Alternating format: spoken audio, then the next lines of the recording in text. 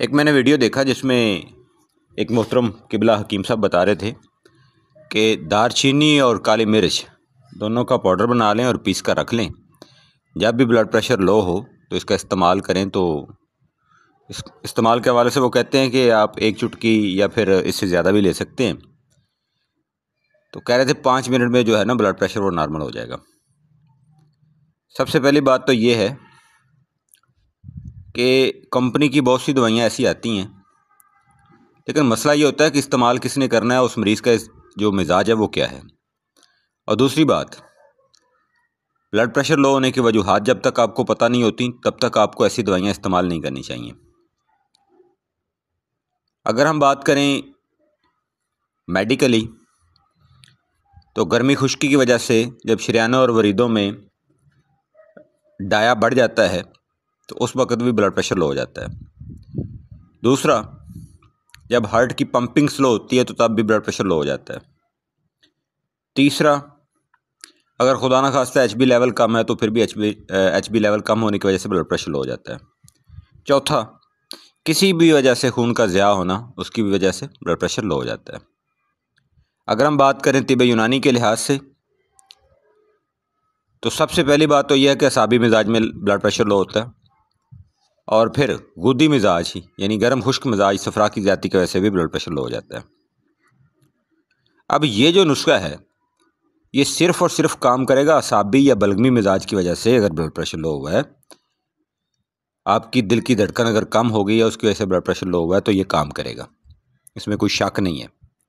لیکن اگر یہ مریض جس کا صفرا بڑھ گیا، جیسے اب گرمی کے موسم میں خواتین کا بہت زیادہ بلڈ پریشر لو ہوتا ہے، کچھ مردوں کا بھی گرمی کے موسم میں گرمی کی زیادتی کی وجہ سے بلڈ پریشر لو ہو جاتا ہے، تو وہ اس دوائی کو جب استعمال کریں گے تو ان کے لیے تو یہ موت کا سامان ہے۔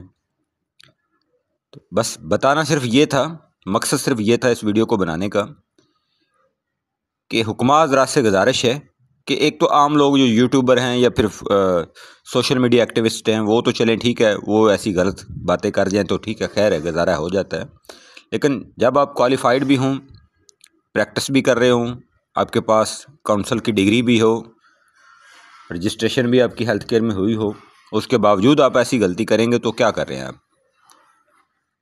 تو برائے مہربانی کسی بھی طرح کے جو علاج ہے اس کو کرنے سے پہلے آپ دیکھ لیں کہ آپ کا جو معالج ہے وہ آپ کو کیا صلاح دے رہا ہے اور آپ کو کیا وجوہات ہے اور کون سی چیز آپ نے استعمال کرنی ہے۔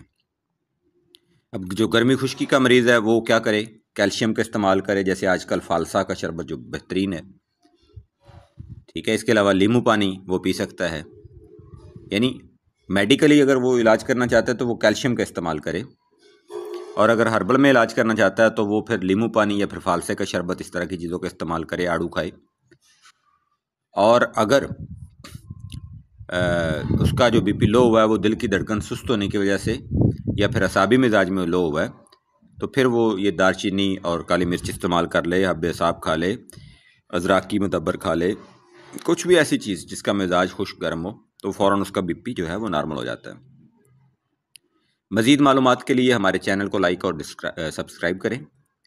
ہم سے کانٹیکٹ کرنے کے لیے ہمارا رابطہ نمبر 0306 8611 009، ہمارا دوسرا رابطہ نمبر 034467077971۔ آپ کسی بھی وقت دواخانہ کو وزٹ کرنا چاہیں تو پہلے کال کریں، کیونکہ ہم ہفتہ اور اتوار 10 بجے سے شام 5 بجے تک جو ہے وہ دواخانہ پر موجود ہوتے ہیں۔ آنے سے پہلے رابطہ کریں۔